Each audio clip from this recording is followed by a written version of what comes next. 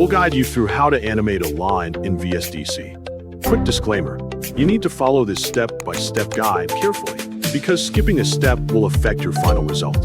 If this guide helpful, don't forget to like and subscribe. First, make sure that VSDC Video Editor is already installed on your device before starting this tutorial. Double-click the application to open it, and wait until the main workspace appears on your screen. Select the blank project option to create a new editing workspace for this example.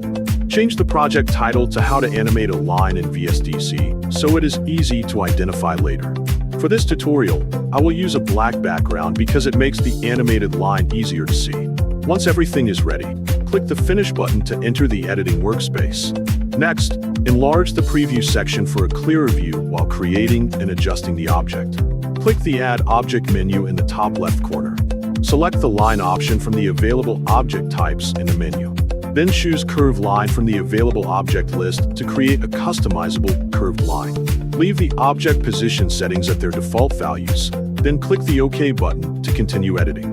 Draw a line across the preview area.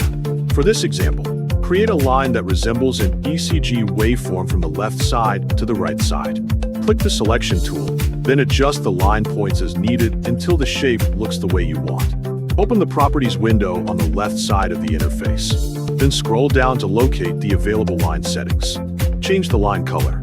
For this example, use green so the animation is more visible against the dark background. Increase the thickness value from 6 to 20 px for better line visibility and a more noticeable appearance. Next, locate the Visible Length section in the Properties window. Change the value to 0:100% to create the line animation effect. Click the play button to preview the result and confirm that the animated line appears smoothly from beginning to end.